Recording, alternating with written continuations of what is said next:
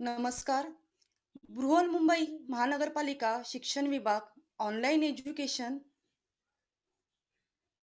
आज मी गणित भाग 1 या विषयातील प्रकरण 7वे सांख्यिकी विषय आज अध्यापन करणार आहे. ऑनलाईन अध्ययनासाठी उपस्थित असलेल्या सर्व विद्यार्थ्यांचे, अधिकारी वर्गांचे आणि माझ्या सहकारी शिक्षक वृंदांचे हार्दिक स्वागत. मी माझी ओळख करून देते. गणित विषय शिक्षिका सारिका भोर. माझी शाळा आहे अशोकनगर मनपा नवीन माध्यमिक शाळा कांदिवली पूर्व. आता आपण सांख्यिकी या प्रकरणाविषयी ओळख करून घेऊया. सांख्यिकी तसा हा नव्याने आलेला शब्द आहे. इयत्ता 9वीतील विद्यार्थ्यांना यापूर्वी आलेखाविषयी माहिती आहे. मागील इयत्तात तुम्ही आलेख याचा अभ्यास केलेला आहे. या आलेखामध्ये जोड स्तंभालेख, विभाजित स्तंभालेख, शतमान स्तंभालेख याची तुम्हाला पूर्वीच्या इयत्तेमध्ये तोंड ओळख झालेली आहे. तसेच अगोदरच्या घटकामध्येही हे आलेख कसे काढायचे त्याची तुम्ही माहिती घेतलेली आहे. आज आपण सांख्यिकीसाठी आवश्यक असणाऱ्या माहितीविषयी बोलणार आहोत. मग ही माहिती प्राथमिक व दुय्यम सामग्री तसेच या माहितीचे वर्गीकरण कोणत्या पद्धतीने करणार ह्याही बाबत आपण आढावा घेणार आहोत. या अगोदर आपण पाहूयात सांख्यिकी म्हणजे काय.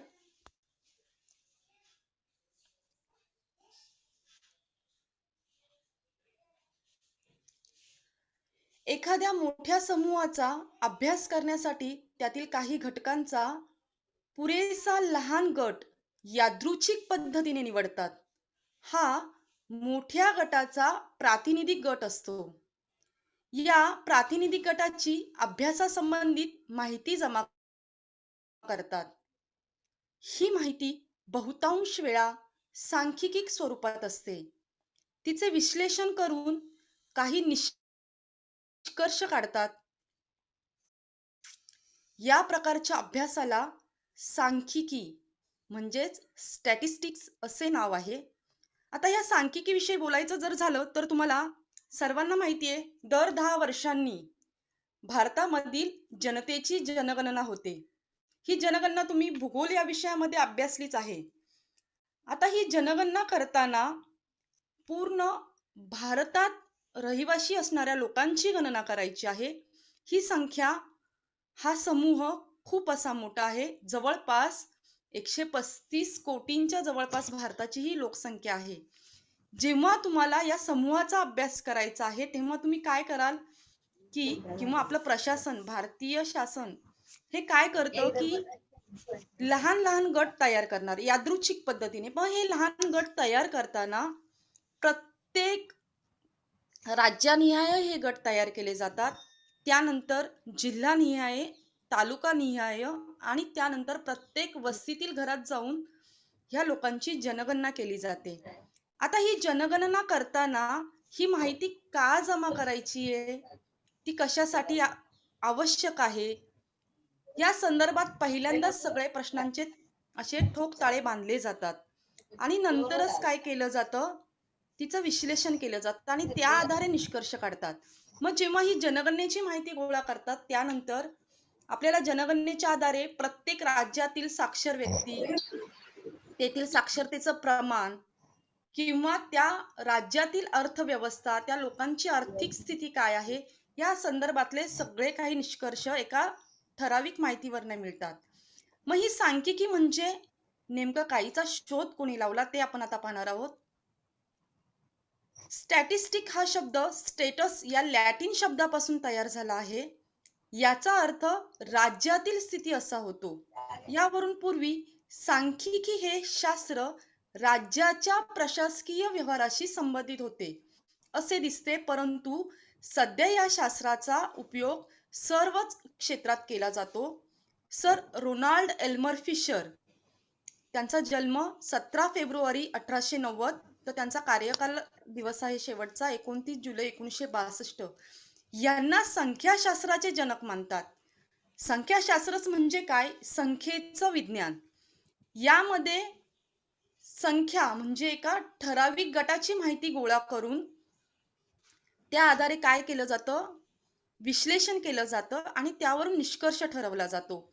आता हे संख्याशास्त्र प्रशासकीय व्यवहाराशी संबंधित होतं सुरुवातीला. म्हणजेच एखाद्या राज्यामध्ये ज्या कोणा व्यक्तीचं शासन असेल, त्या शासनाशी निगडीत जी काही माहिती गोळा करायची ती या संख्याशास्त्रामध्ये केली जायची.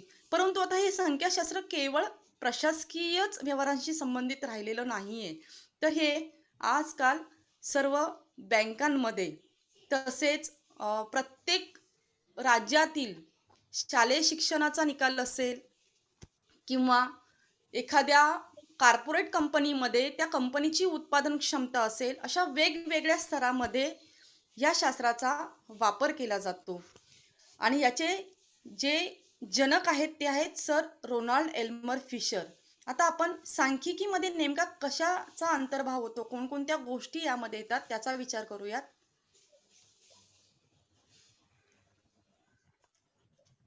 सांख्यिकी यामध्ये 3 पायऱ्या अंतर्भूत आहेत. पहिली पायरी अतिशय महत्वाची आहे, संकलन करणे. त्यानंतर दुसरी पायरी आहे विश्लेषण करणे. त्यानंतर निष्कर्ष काढणे. आता आपण पहिल्या पायरीचा प्रामुख्याने इथे विचार करणार आहोत. या पहिल्या पायरीमध्ये सगळ्यात महत्वाचं म्हणजे माहिती ही विविध स्वरूपात दर्शविलेली आहे. आता सगळ्यात अगोदर तुम्ही काय करणार आहात? माहितीचं संकलन करणार आहात. माहितीचं संकलन म्हणजेच की तुम्हाला एका विद्यालयामध्ये विद्यार्थ्यांनी प्रवेश घेतलेला आहे, तो प्रवेश शाखानिहाय आहे. मग या माहिती आपल्याला काय करायच्या आहेत? त्या विद्यालयातील किती विद्यार्थ्यांनी प्रवेश घेतलेला आहे याची माहिती गोळा करायची आहे, त्यावरून तिचं विश्लेषण करायचं आहे. आता ही माहिती गोळा करताना आपण ती विविध स्वरूपात दर्शवू शकतो. आता इथे तुम्हाला पहिला तक्ता दिसतो तो आहे सारणी. सारणी म्हणजे टेबल. हा जो टेबल आहे तो एकूण जन्माच्या नोंदी, टाळ्यांच्या खुणा, वारंवारता इथे तुम्हाला दिसतच असेल, या पद्धतीने केलेला आहे. यामध्ये सारणी विशिष्ट संख्येत मोजली गेलेली आहे. त्या संख्या किती वेळा आल्या ह्या टाळ्याच्या खुणा आहेत. पुढे टाळ्याच्या खुणा किती वेळा केल्या आहेत म्हणजेच त्याची तिथे वारंवारता नोंदवलेली आहे. तर दुसरा तक्ता आहे वृत्तालेख त्याला म्हणतात. पण आता इथे हा वृत्तालेख दाखवलाय तो एका महाविद्यालयात प्रवेशित असणाऱ्या विद्यार्थ्यांची संख्या इथे दाखवलेली आहे. आता यामध्ये वाणिज्य, विज्ञान, कला. आता इथे तुम्ही साधं वृत्तालेखाचं चित्र पाहून ठरवू शकता की वाणिज्य या शाखेमध्ये किती विद्यार्थ्यांचा प्रवेश आहे, विज्ञान या शाखेमध्ये किती प्रवेश आहे, तर कला या शाखेमध्ये विद्यार्थ्यांचा किती प्रवेश आहे. या आधारे तुम्ही कोणत्या शाखेत जास्तीत जास्त विद्यार्थ्यांचा प्रवेश झाला हेही सांगू शकता, कोणत्या शाखेत सर्वात कमी विद्यार्थ्यांचा प्रवेश झाला हेही तुम्ही सांगू शकता. पुढे दाखवलेला आहे तो आलेख जो तुम्ही पूर्वी शिकलेला आहात. यामध्ये x आणि y अक्ष असतात. y अक्षावरती आणि x अक्षावरती ज्या माहितीचा आलेख काढलेला आहे त्या माहिती दाखवलेल्या आहेत. इथे एकूण विद्यार्थी आणि त्यांची तुकडी आणि त्यामध्ये प्रवेशित झालेल्या विद्यार्थ्यांचीही माहिती दाखवलेली आहे. अशा स्वरूपात आपण माहिती दाखवू शकतो, ज्याला कॉम्प्युटरच्या भाषेमध्ये आपण डेटा असेही म्हणतो. हा डेटा प्रोसेसिंग म्हणजेच काय करत आहात तुम्ही? नकळत इथं माहितीवर प्रक्रिया करत आहात आणि प्रक्रिया केल्यानंतर तुम्हाला त्याचं विश्लेषण आणि निष्कर्ष काढता येतात. आता पुढे पाहूयात आपण.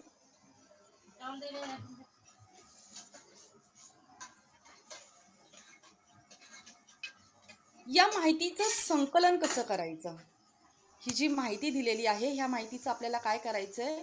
संकलन करायचंय. मग या संकलन करण्याच्याही काही पद्धती आहेत. आता काही खालील उदाहरणं पाहूयात सुरुवातीला.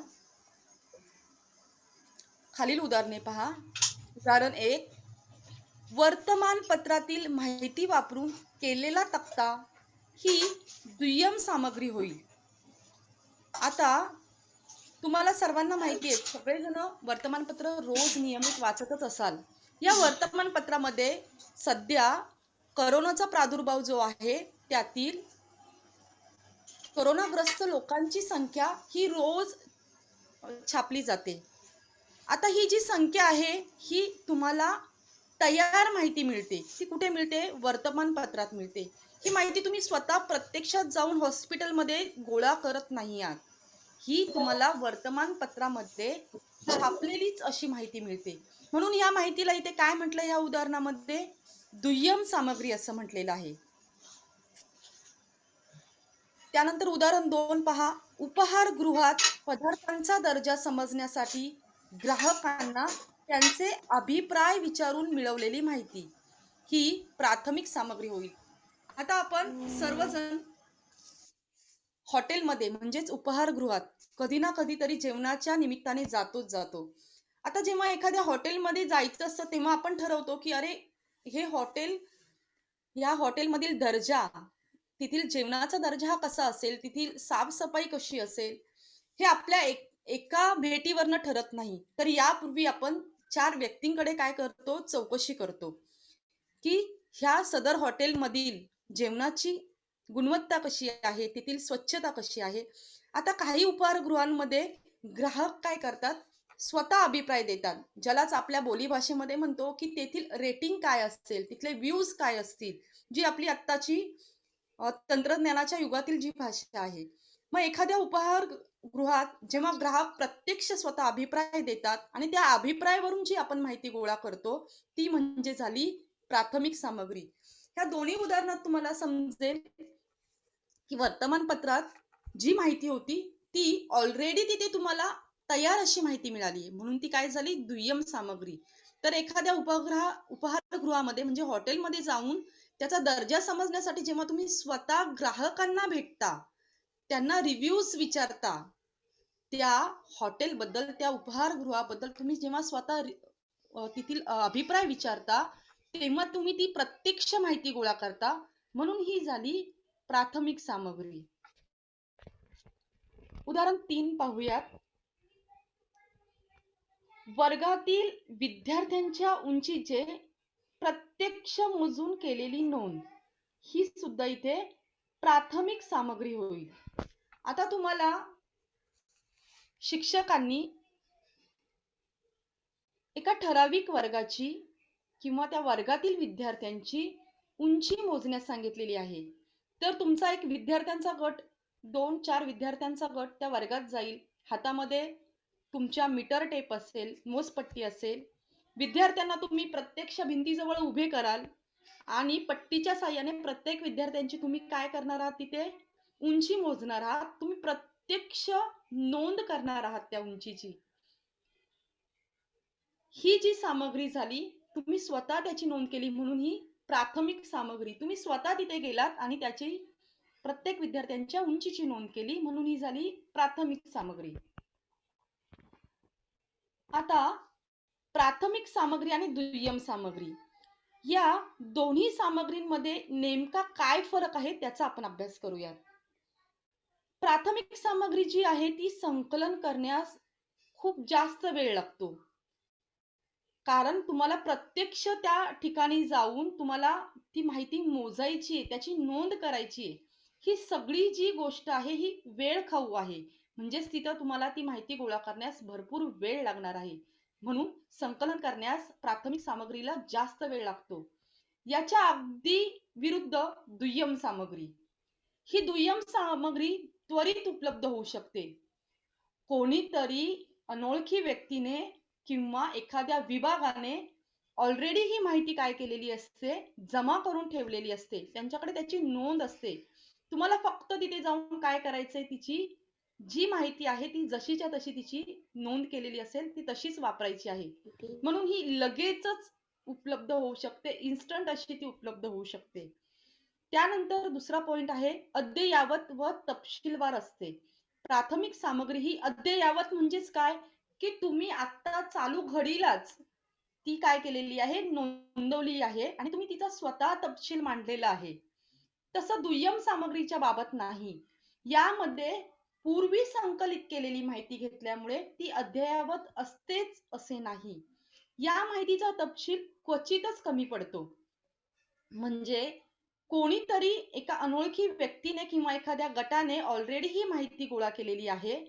त्यामुळे त्या सगळ्यांचेच तपशील आपल्याला जसे पाहिजे तसे मिळतीलच असे नाही. आणि ही माहिती किती दिवसांपूर्वी किंवा किती वर्षांपूर्वी घेतली आहे, याचा आपण आढावा तिथे सांगू शकणार नाही. म्हणजे ती अद्ययावत असेलच असं नाही. आता प्राथमिक सामग्रीमधील तिसरा मुद्दा पहा. ही माहिती अचूक आणि विश्वसनीय अशी माहिती आहे. अचूक का आहे? कारण का तुम्ही स्वतः प्रत्यक्ष तिची नोंद केलेली आहे. विश्वसनीय आहे कारण का तुम्ही जातीने तिथे गेलात, त्या माहितीची नोंद केली म्हणून ती विश्वसनीय आहे. त्याच्या अगदी विरुद्ध पाहिलं तर दुय्यम सामग्री ही तुम्ही स्वतः जमा केलेली नाहीये. ही तिसऱ्या व्यक्तीकडनं, तिसऱ्या गटाकडनं तुम्ही घेता, म्हणजेच ती कमी विश्वसनीय असू शकते. त्यावरती तुमचा सहजासहजी विश्वास असेलच असे नाही. अशा प्रकारे प्राथमिक सामग्री आणि दुय्यम सामग्री आपल्याला ओळखता यायला पाहिजे. अशीच तुम्ही वेगवेगळ्या कारणांसाठी माहिती गोळा करा, अशी मला खात्री वाटते. 3-4 उदाहरणे अशी तुम्ही दैनंदिन व्यवहारातली घेऊन तुम्ही प्राथमिक सामग्री आहे की दुय्यम सामग्री आहे याचा पडताळा प्रत्यक्ष घेऊ शकता. आता आपण पुढे पाहणार आहोत सराव संच 7.2. हा सराव संच जो आहे 7.2 यामध्ये पाहूयात.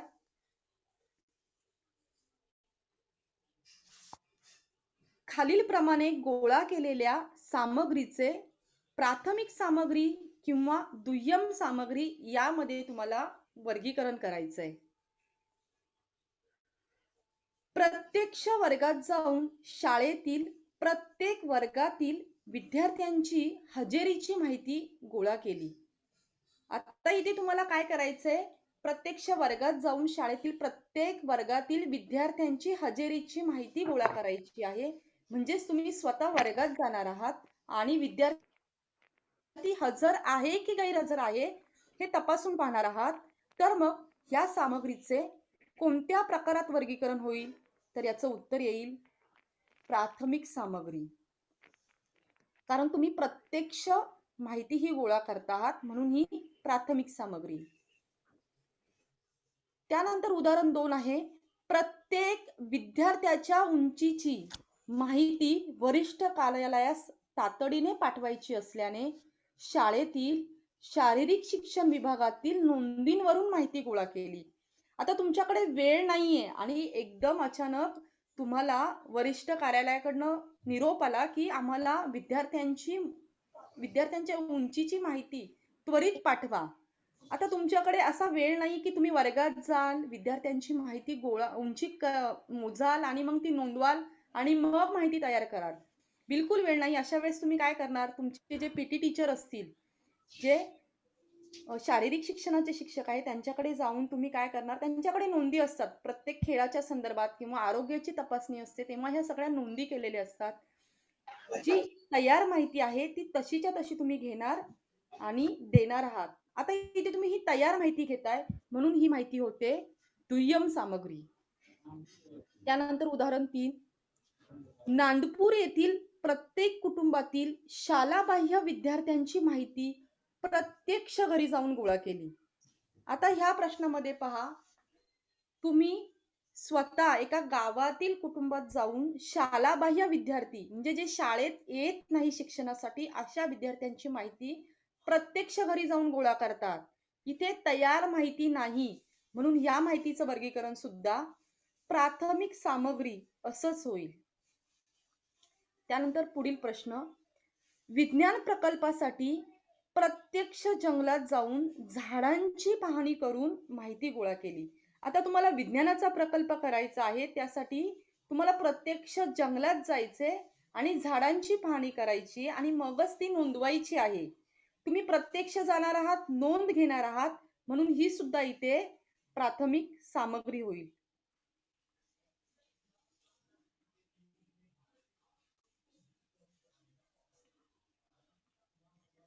आता ही जी सामग्री आहे ही दोन प्रकारची होती. एक होती प्राथमिक सामग्री आणि दुसरी दुय्यम सामग्री. आता ह्या सामग्रीचं आपल्याला वर्गीकरण करायचंय. वर्गीकरण करायचंय म्हणजेच काय? तुम्ही आता पाहिलं ती फक्त प्रत्यक्ष गोळा केलेली आणि कोणीतरी गोळा करून ठेवलेली माहिती म्हणजे प्राथमिक आणि दुय्यम या प्रकारची माहिती होती. पण याही पलीकडे जाऊन गोळा केलेल्या माहितीचं म्हणजे प्राथमिक सामग्री किंवा दुय्यम सामग्रीचं तुम्हाला काय करायचंय? वर्गीकरण करायचंय. यालाच म्हटलेलं आहे क्लासिफिकेशन ऑफ डाटा, सामग्रीचे वर्गीकरण. आता हे सामग्रीचं वर्गीकरण कशा पद्धतीने करायचं त्याचं आपण एक उदाहरण पाहूयात. उदाहरण एक, एका शाळेतील इयत्ता 9वीच्या 50 विद्यार्थ्यांनी प्रथम घटक चाचणी गणितात 20 पैकी मिळवलेले गुण खालील प्रमाणे आहेत. आता हे गुण पाहूयात. तुम्हाला सर्वांना माहिती आहे जेव्हा आपली परीक्षा होते तेव्हा शिक्षक काय करतात? पेपर दाखवतात आपल्याला. पेपर दाखवल्यानंतर प्रत्येक विद्यार्थ्याला त्याच्या नावासमोरच त्याला मिळालेले गुण त्या विद्यार्थ्याला स्वतः सांगतात. तो विद्यार्थी तिकडनं मिळालेल्या गुणांची नोंद शिक्षकांना सांगतो. या पद्धतीने एक विषयाची काय होते? यादी तयार होते. हीच यादी आपण इथे मांडणार आहोत.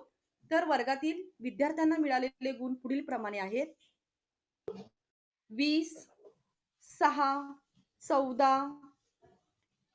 10, 13, 15, 12, 14, 17, 17, 18, 11, 19, 9, 16, 18, 14, 7, 17, 20, 8, 15, 16, 10, 15, 12, 18, 17, 12, 11, 11, 10, 16, 14, 16, 18, 10, 7, 17, 14, 20, 17, 13, 15, 18, 20, 12, 12, 15, 10 अशा पद्धतीने आपल्याला 50 विद्यार्थ्यांचे गुण समोर इथे दिसत आहेत.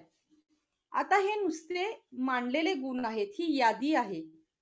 आता ही जी माहिती आहे यालाच सांख्यिकी भाषेमध्ये वेगळंही नाव आहे. नेहमी आपण काय सामग्री सामग्री असं म्हणतोच का? तर पाहूयात.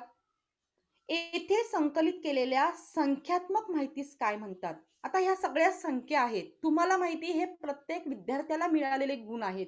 परंतु सांख्यिकी भाषेत यालाच कच्ची सामग्री असे म्हणतात. कच्ची म्हणजे तयार केलेली एक साधी गुणांची यादी आहे.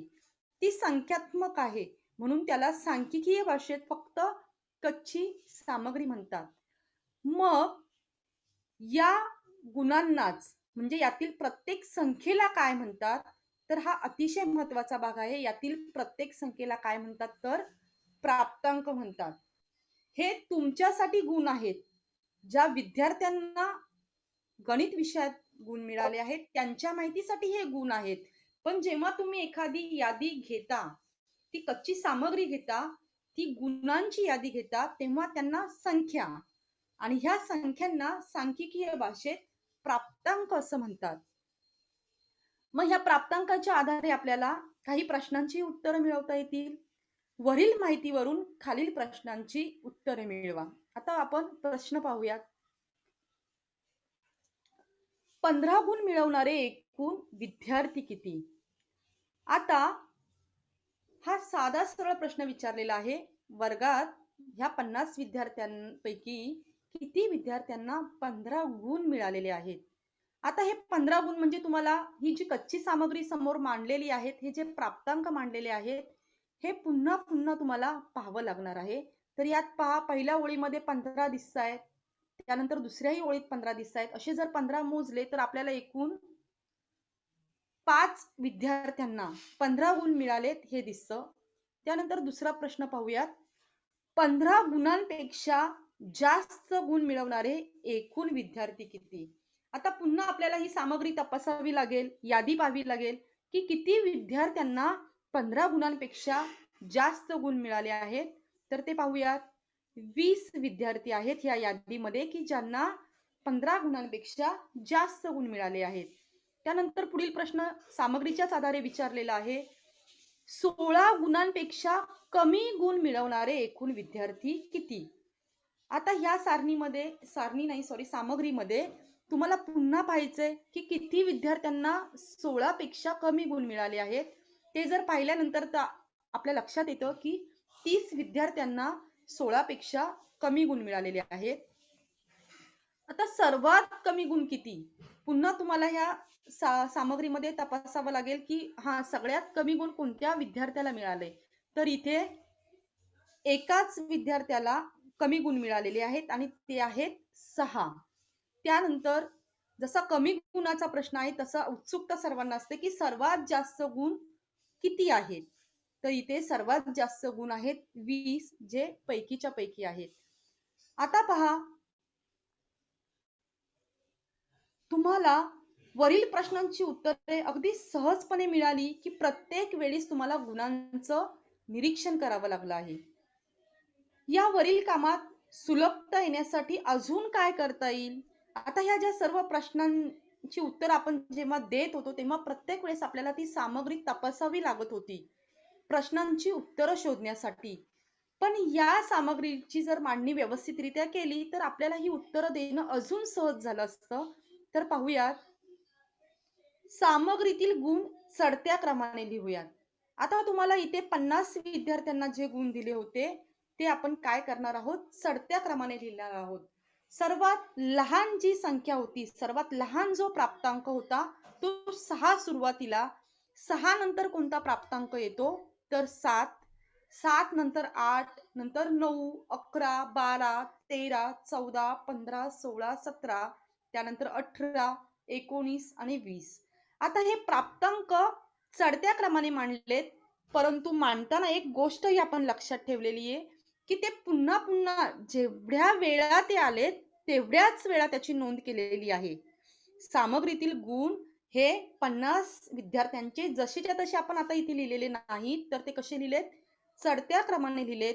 सगळ्यात सुरुवातीला लहान प्राप्तांक आहे तो 6 आणि शेवटी आहे तो 20.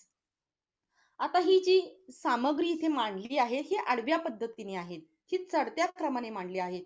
हीच सामग्री आपल्याला अजूनही सुलभतेने मांडता येईल. पाहूयात.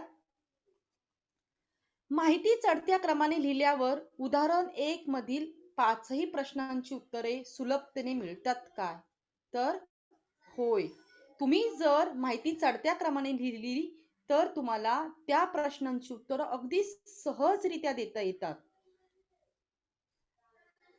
पडताळ्यावरून हे स्पष्ट होईल की सामग्री चढत्या क्रमाने मांडल्यामुळे 5ही प्रश्नांची उत्तरे अगदी सहज मिळतात. तर हो, तुम्हाला ह्या सर्व प्रश्नांची उत्तरं अगदी सहज मिळतात.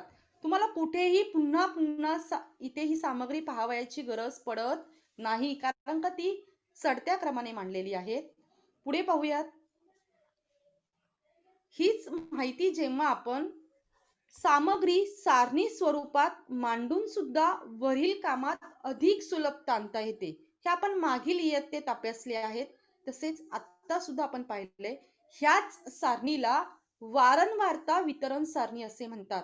हा अतिशय महत्त्वाचा मुद्दा आहे, समजावून घ्या.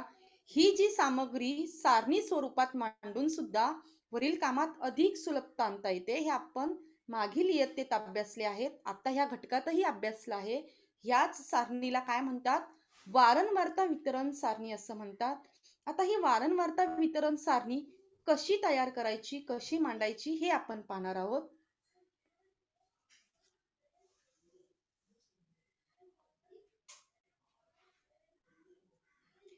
वारंवारता वितरण सारणी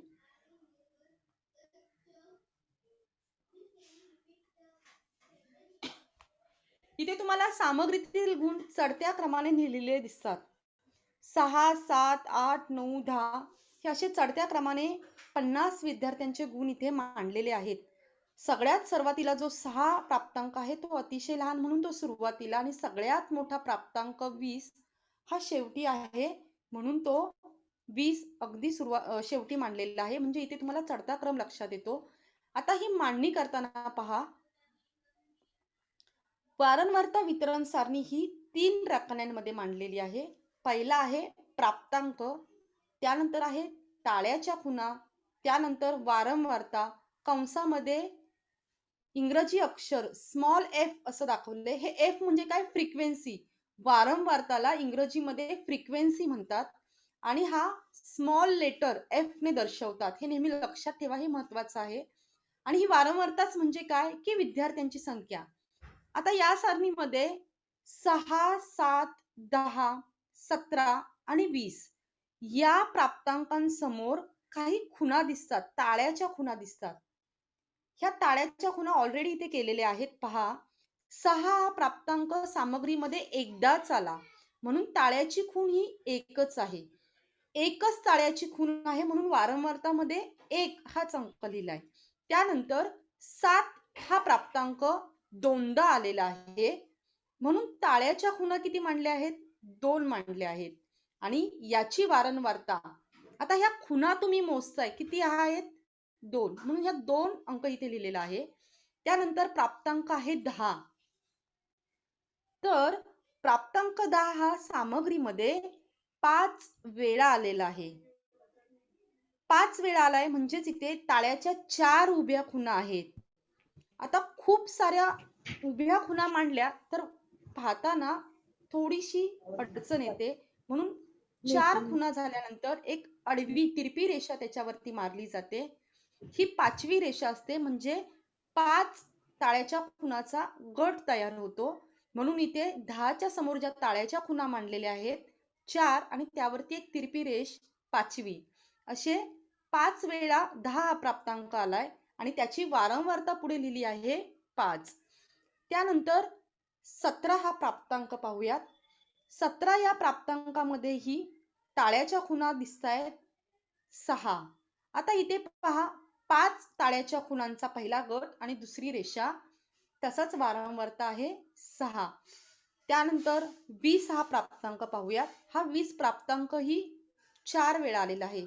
सर्वात जास्त गुण मिळालेल्या विद्यार्थ्यांची संख्या किती आहे? 4 आहे. सर्वात कमी गुण मिळणाऱ्या विद्यार्थ्यांची संख्या किती आहे? 1. जे सुरुवातीला सामग्रीवर आधारित प्रश्न विचारले होते त्याची उत्तर इथे सहज आपल्याला देता येतात. उरलेल्या ज्या काही टाळ्याच्या खुणा आहेत ह्या विद्यार्थ्यांनो तुमच्यासाठी ठेवलेल्या आहेत की तुम्ही याचा नंतर सविस्तर अभ्यास करावा, ती कृती तुम्ही स्वतः करावी म्हणून त्या ठेवलेल्या आहेत. आता आपण पुढील एक उदाहरण पाहूयात. उदाहरण मी वाचतेय. एका शाळेच्या हरित सेनेतील 45 विद्यार्थ्यांपैकी प्रत्येकाने केलेल्या वृक्षारोपणाची संख्या खाली दिली आहे. आता हे एका शाळेतील एक हरित सेना आहे. त्या हरित सेनेमध्ये 45 विद्यार्थी आहेत. या 45 विद्यार्थ्यांपैकी प्रत्येक विद्यार्थ्याने काही ठराविक झाडांची, वृक्षांची लागवड केलेली आहे. ही लागवड किती आहे त्यांची संख्या खाली दिलेली आहे आणि यावरून आपल्याला अवर्गीकृत वारंवारता वितरण सारणी तयार करायची आहे. अवर्गीकृत म्हणजे अशी की ज्यामध्ये वर्ग दिलेला नाही, जे पुढील घटकामध्ये तुम्हाला अभ्यासायला आहे. परंतु सुरुवातीला आपण वारंवारता वितरण सारणी कशी तयार करायची त्याची एक छोटीशी व्हिडिओ क्लिप पाहूयात.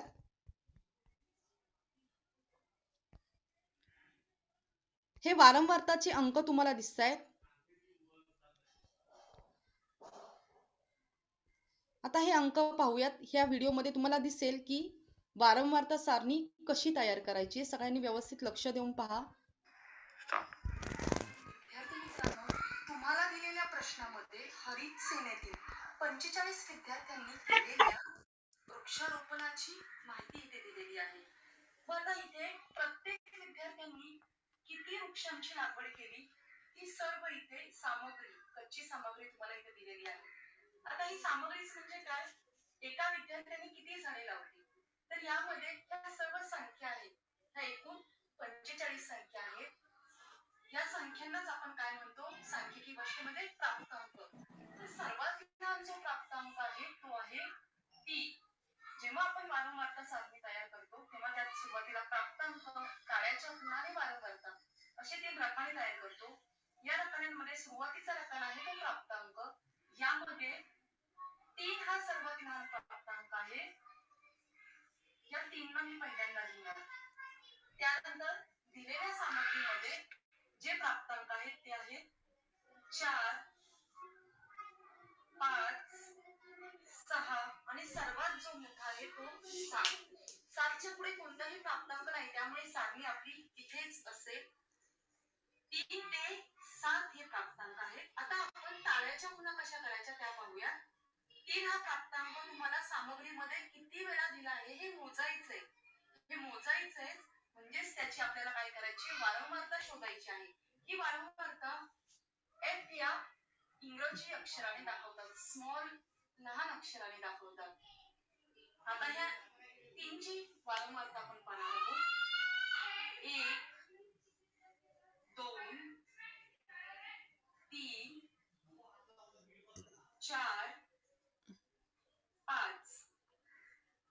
जेव्हा 5 अशा 3 हा जेव्हा 5 वेळा येतो तेव्हा 5 चा एक गट तयार होतो ताळ्याच्या खुणांचा. त्यानंतर 6, 7, 8, 9 आणि 10 अशी 3 या प्राप्तांकाची वारंवारता आपल्याला मिळते 10. याच पद्धतीने आपण 4, 5, 6, 7 या प्राप्तांकांच्याही वारंवारता शोधणार आहोत. 4 या प्राप्तांकाची वारंवारता शोधूया. 1, 2, 3, 4, 5, 6, 7, 8, 9, 10, 11 अशा पद्धतीने ताळ्याच्या खुणा करूया. 5, 10 आणि हा एक 11. या पद्धतीने 5 या संख्याची या 5 या प्राप्तांकाची आपण वारंवारता शोधणार आहोत. 1, 2, 3, 4, 5, 6, 7, 8, 9, 10, 11. पुन्हा एकदा आपल्याला 11 मिळतात. पहा, 5 5चा एक गट असे 5चे 2 गट एकूण 10 आणि हा एक 11. त्यानंतर 6 या प्राप्तांकांची वारंवारता पाहूया. 1, 2, 3, 4, 5, 6, 7. 1, 2, 3, 4, 5, 6 आणि 7. आता सर्वात मोठा प्राप्तांक 7 याची वारंवारता पाहूया. 1, 2, 3, 4, 5, 6. 1, 2, 3, 4, 5, 6. या सर्व वारंवारताची जेव्हा आपण बेरीज करतो 6, 7, 13, 13, 11, 24 अधिक 11, 35 अधिक 10, 45 अशी आपल्याला एकूण वारंवारता मिळते 45. ही झाली आपली वारंवारता सारणी. या प्राप्तांकाला कोणत्याही प्रकारचा वर्ग नाही म्हणून हिला म्हणतात अवर्गीकृत वारंवारता सारणी.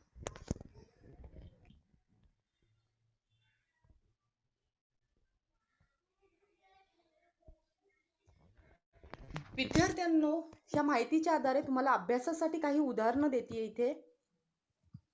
पुढील प्रमाणे गोळा केलेल्या सामग्रीचे प्राथमिक सामग्री व दुय्यम सामग्री यामध्ये वर्गीकरण करा.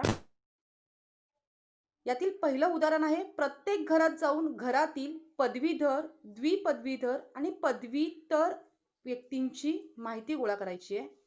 दुसरं उदाहरण आहे, विज्ञान प्रकल्पासाठी परिसरातील डॉक्टरांना भेटून ऋतुमानानुसार होणाऱ्या आजारांची माहिती गोळा करा. वर्तमानपत्रातील माहितीवरून मे 2017 मधील दिवसातील तापमानांची माहिती घेतली. तुम्हाला वर्गीकरण करायचं ह्या सामग्रीचं, प्राथमिक सामग्री की दुय्यम सामग्री. त्यानंतर उदाहरण 4, महानगरपालिकेच्या कार्यालयात जाऊन जून 2017 मधील प्रत्येक दिवशी जमा होणाऱ्या कचऱ्याच्या वजनाची माहिती जमा करा. आता ही जमा केलेली जी माहिती आहे ती प्राथमिक सामग्री की दुय्यम सामग्री यामध्ये तुम्ही सर्वांनी काय करायचंय? वर्गीकरण करायचंय. त्यानंतर हा प्रश्न क्रमांक 2, इयत्ता 9वी मधील 35 विद्यार्थ्यांचे प्रथम सत्र परीक्षेत भूगोल या विषयात 40 पैकी मिळालेले गुण खालीलप्रमाणे आहेत. त्यावरून तुम्ही अवर्गीकृत वारंवारता सारणी तयार करा. हे तुम्हाला अभ्यासासाठी दिलेलं उदाहरण आहे. ह्या गुणांची व्यवस्थित सगळ्यांनी नोंद करून घ्या आणि या माहितीच्या ह्या ज्या शिकवलेल्या भागाच्या आधारे तुम्हाला काय करायचंय? वारंवारता वितरण सारणी तयार करायची आहे. तीही अवर्गीकृत. सर्व गुणांची तुम्ही पटकन नोंद घ्या आणि सारणी तयार करा.